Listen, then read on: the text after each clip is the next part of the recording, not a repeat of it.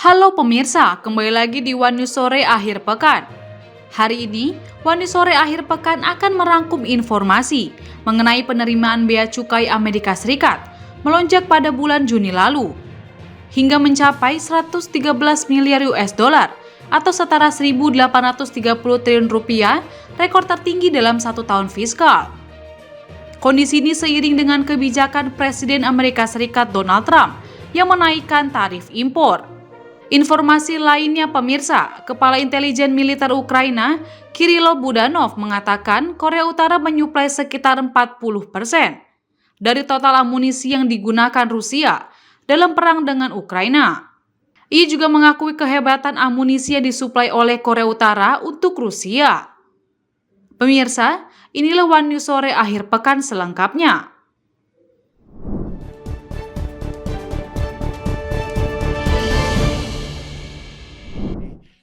Large tax that we know about, and a VAT tax, and it's a very substantial one.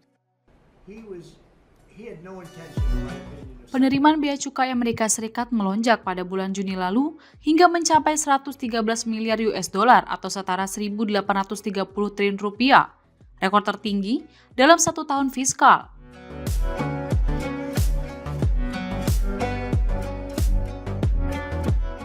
Kondisi ini seiring dengan kebijakan Presiden Donald Trump yang menaikkan tarif impor.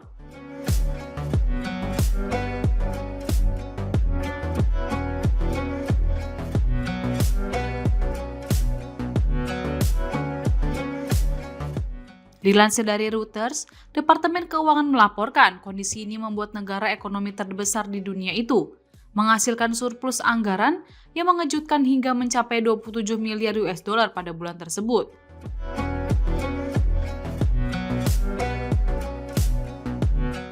Tercatat, tarif mulai menjadi penyumbang pendapatan yang signifikan bagi pemerintah federal.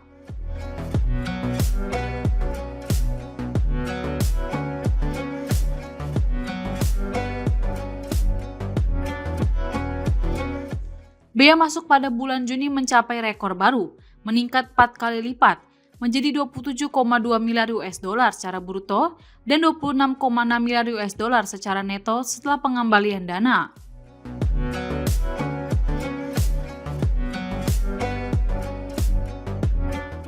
Menteri Keuangan Amerika Serikat Scott Bessent mengatakan hasil tersebut menunjukkan Amerika Serikat menuai hasil dari agenda tarif Trump.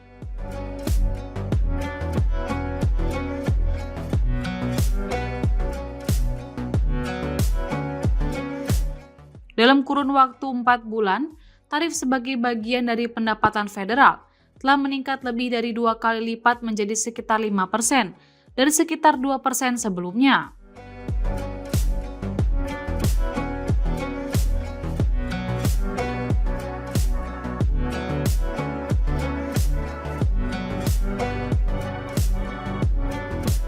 Selama 9 bulan pertama pada tahun fiskal 2025, penerimaan bea cukai mencapai rekor sebesar 113,3 miliar US dollar secara bruto dan 108 miliar US dollar secara neto.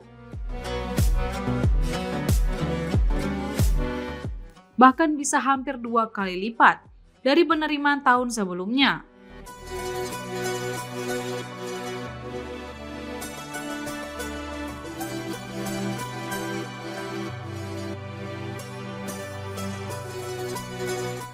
Kondisi tersebut kemungkinan akan memperkuat pandangan Trump tentang tarif sebagai sumber pendapatan yang menguntungkan.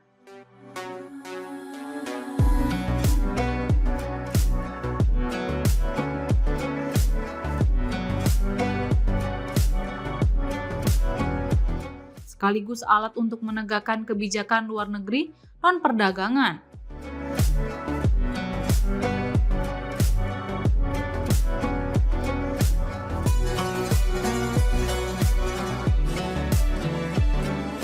Sebelumnya, Trump juga telah memproyeksikan akan ada aliran dana besar masuk setelah pemberlakuan tarif resiprokal yang lebih tinggi kepada mitra dagang Amerika Serikat per 1 Agustus.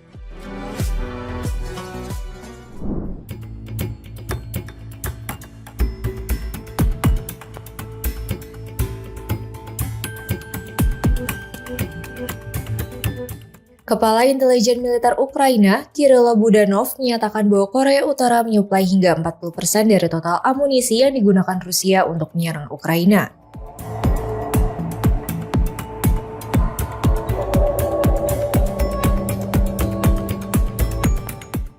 Budanov mengatakan Pyongyang memiliki persediaan amunisi dalam jumlah besar dan produksinya berlangsung tanpa henti.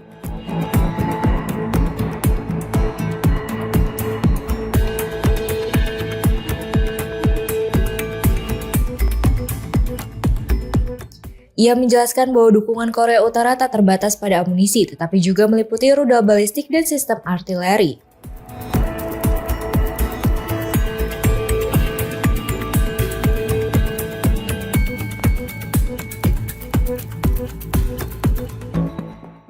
Budanov bahkan mengakui bahwa kualitas senjata yang dipasok Korea Utara untuk Rusia cukup baik.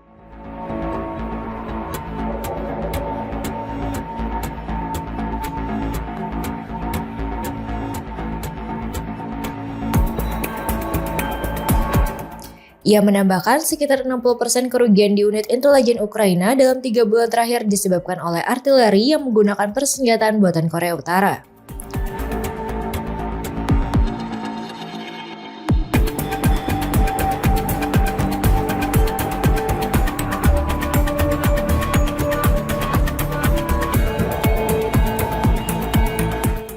Sejak menandatangani perjanjian kemitraan strategis komprehensif dengan Rusia tahun lalu, hubungan militer Pyongyang dan Moskow terus menguat.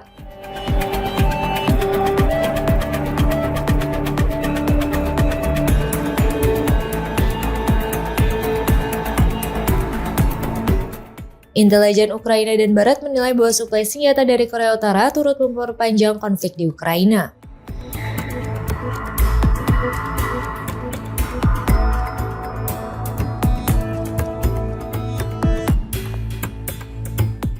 Baru-baru ini, Presiden Korea Utara Kim Jong-un juga menegaskan dukungan tanpa syarat kepada Rusia.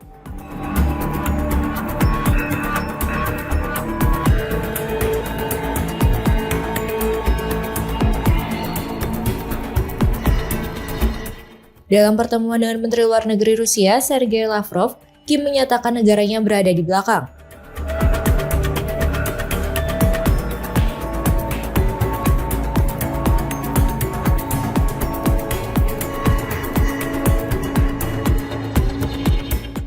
Semua langkah yang diambil oleh kepemimpinan Rusia untuk menghadapi akar penyebab krisis Ukraina.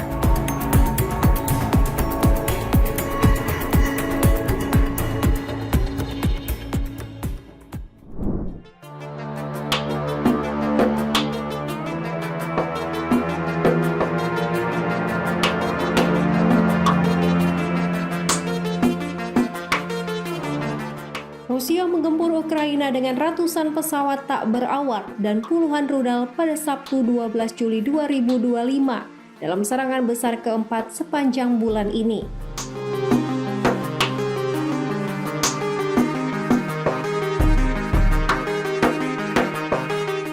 Di kota Lviv yang berbatasan langsung dengan Polandia, sebanyak 46 rumah tinggal, 1 gedung universitas, gedung pengadilan kota, serta sekitar 20 bangunan yang menampung usaha kecil dan menengah dilaporkan rusak akibat serangan tersebut.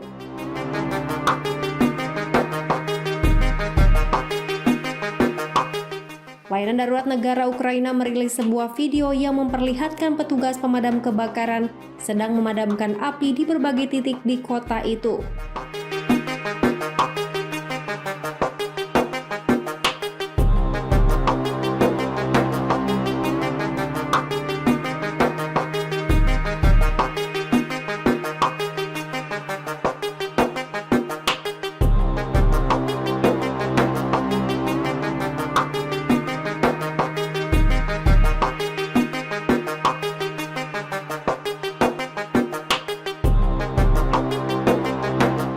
Reuters berhasil memverifikasi lokasi kejadian secara independen berdasarkan kecocokan antara bangunan, rambu, vegetasi, serta tata letak jalan dengan dokumentasi dan citra satelit yang tersedia.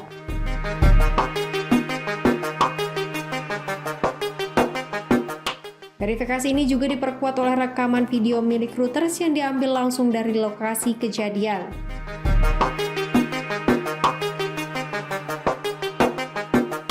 Reuters juga dapat memastikan tanggal perekaman video tersebut melalui rekaman pendukung dan pernyataan resmi yang mengonfirmasi bahwa serangan di Lviv memang terjadi pada Sabtu malam, 12 Juli 2025.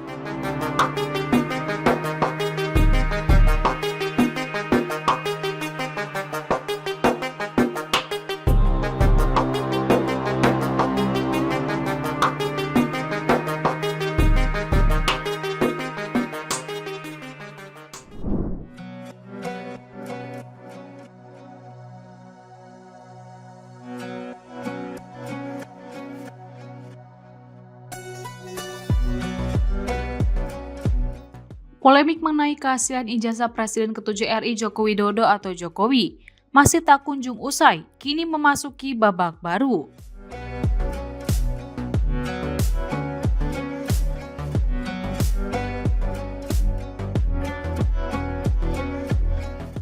Pengamat politik Rocky Gerung yang dikenal sebagai kritikus pemerintah justru memberikan pernyataan yang tak terduga.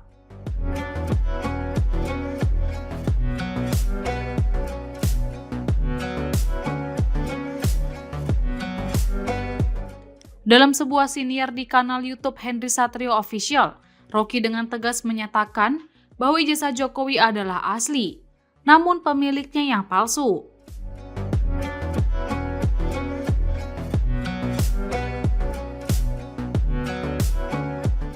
Pernyataan ini sontak menjadi sorotan, mengingat isu ini telah lama menjadi bahan gugatan dan serangan politik terhadap Jokowi.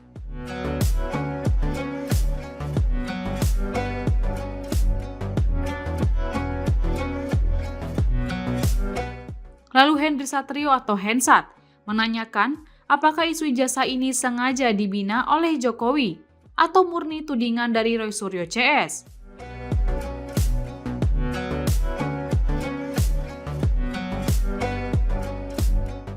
Rocky menjawab tidak mungkin isu ini dimainkan oleh Jokowi, karena dia saat ini sedang stres dengan kasus ijazah tersebut.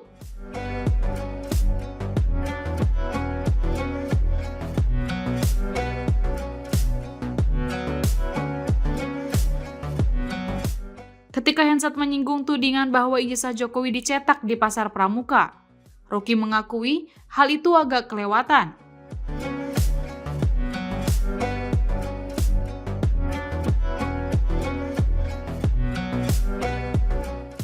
Dia menjelaskan itu adalah fakta lama yang sulit dibuktikan ulang.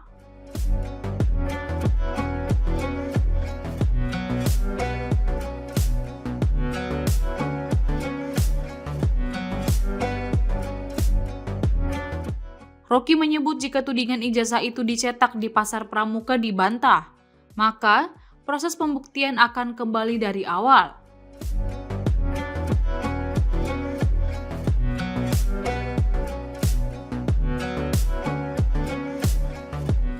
Untuk itu, kata dia, lebih penting fokus ke Universitas Gadjah Mada atau UGM, tempat yang disebut Jokowi berkuliah di sana.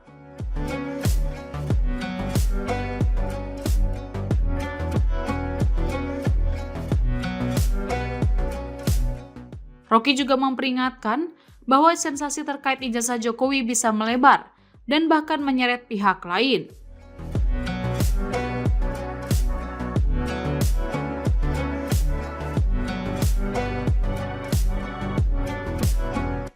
Ia mengatakan PDIP juga harus membuktikan terkait ijazah sang mantan presiden tersebut.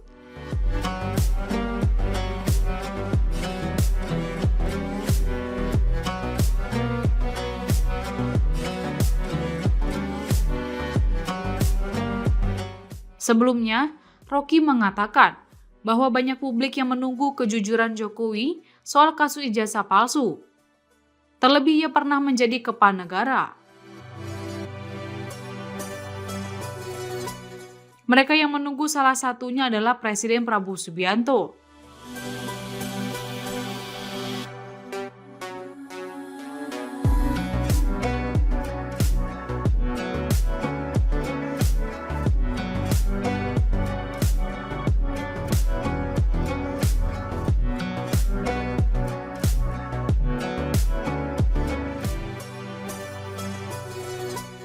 Menurut Rocky Gerung, pihak UGM lah yang seharusnya segera mengungkapkan kebenaran ini.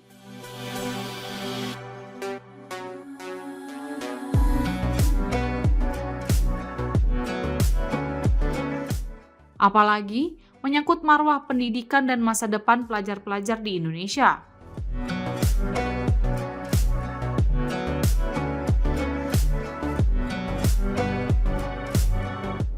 Oleh sebab itu, Rocky Gerung berharap baik Jokowi, KPU maupun UGM segera angkat bicara mengenai polemik ini.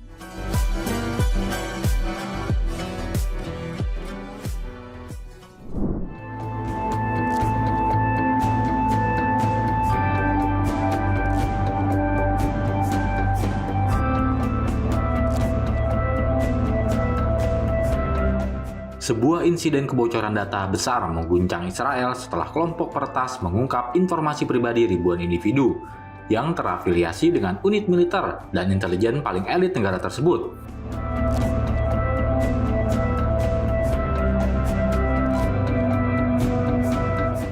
Para ahli menyebut kebocoran ini sebagai salah satu pelanggaran siber paling mengkhawatirkan dalam beberapa tahun terakhir.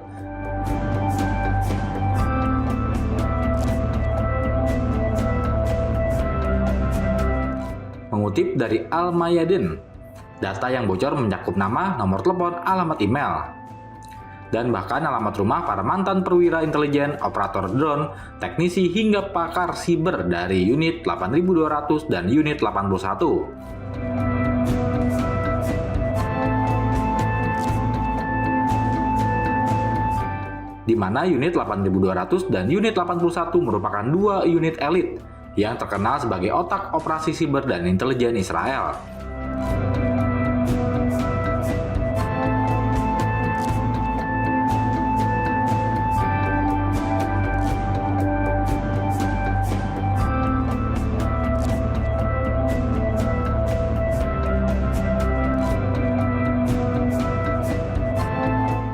Tidak hanya itu, personil yang memiliki kaitan dengan kantor Perdana Menteri dan Kementerian Keamanan juga termasuk dalam daftar.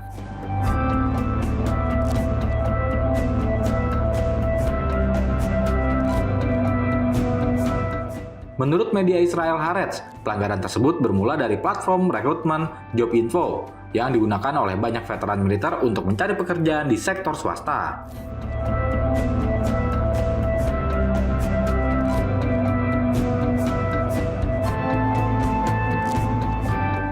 Resume dalam bahasa Inggris dan Ibrani yang memuat detail sensitif tentang pengamanan militer dan teknologi intelijen menjadi celah bagi peretasan massal.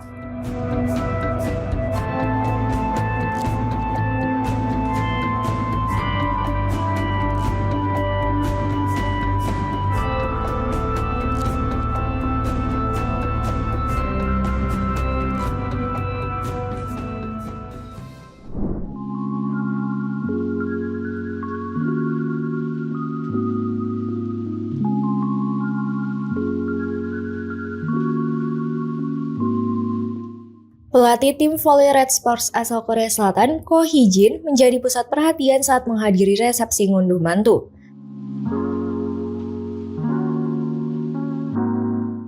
Pasangan Megawati Hangestri Pertiwi dan Dio Novandra yang digelar di Geraha YKP Surabaya, Jawa Timur Sabtu 12 Juli siang.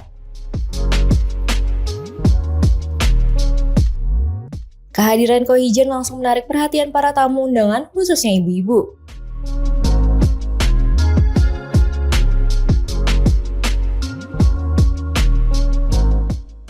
Banyak dari mereka tampak antusias dan berebut untuk bisa berfoto bersama pelatih yang selama ini hanya mereka lihat melalui layar kaca.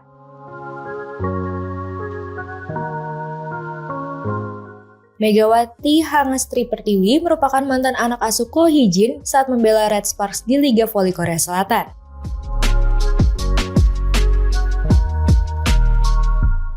Dalam kesempatan itu, Ko Hee-jin menyampaikan rasa bahagianya bisa hadir di tengah masyarakat Indonesia yang dinilai hangat dan ramah. 너무 감사하죠. 너무 감사하고 내가 그 정도로 잘했다고 생각합니다. 내가 잘했기 때문에 이렇게 다들 환영을 해주고 사랑해 주는 것 같습니다. bersyukur banget dan saya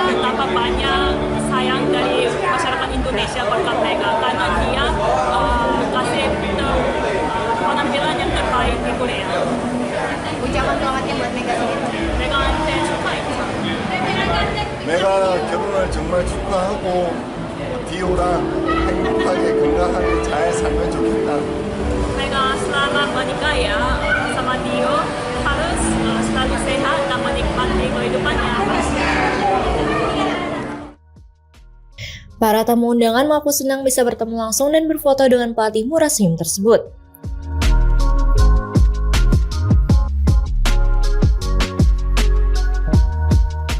Momen tersebut dianggap sebagai kesempatan langka yang akan menjadi kenangan berharga seumur hidup.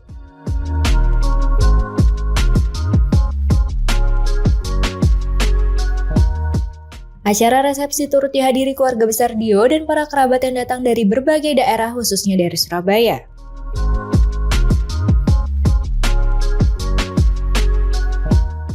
Foto sama Gojin gimana? Seneng rasanya, seneng sekali foto sama artis atlet Korea. Pelatih Evo juga. Iya. Dia cukup kegiatannya cukup banyak. Apa ya? Welcome gitu loh ya sama orang Indonesia. Orangnya cakep, kita orangnya cakep juga.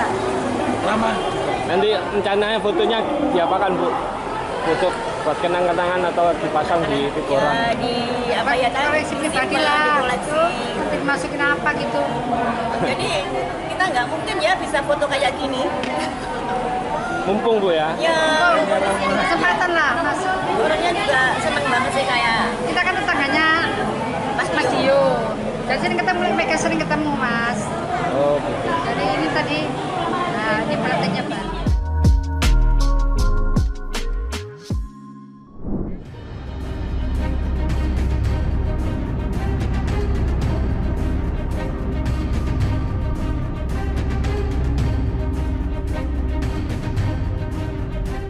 Seorang warga negara Amerika Serikat, Saif al-Din Muslat, dikabarkan tewas dikeroyok oleh warga Israel di tepi barat Palestina.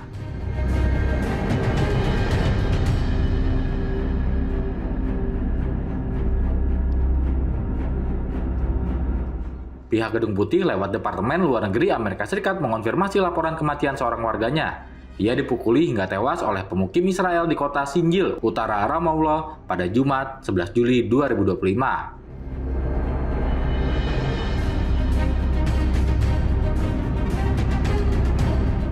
Keluarga Muslat mengatakan ia tengah berkunjung ke Palestina untuk menemui kerabat. The Washington Post melaporkan bahwa Muslat meninggal akibat dipukuli pemukim.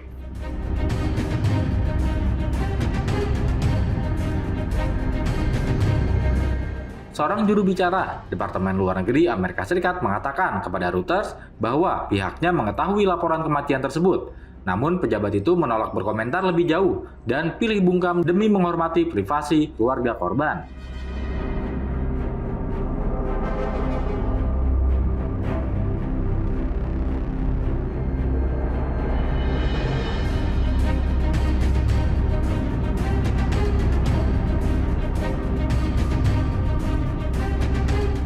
Serangan yang sama juga menewaskan Mohamed Shalabi, warga Palestina lain yang ditembak pemukim.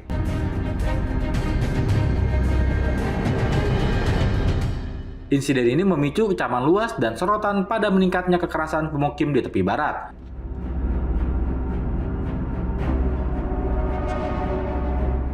Organisasi hak asasi manusia telah lama mendokumentasikan serangan-serangan pemukim yang mencakup pembakaran rumah, kendaraan, dan penyerangan fisik.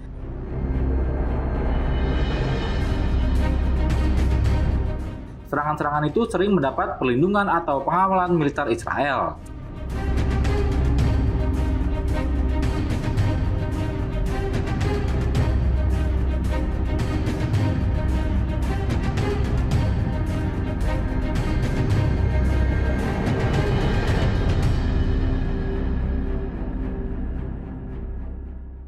Demikian informasi yang dapat kami sampaikan pemirsa. Terima kasih telah bergabung bersama kami. Sampai jumpa di One News Sore akhir pekan berikutnya.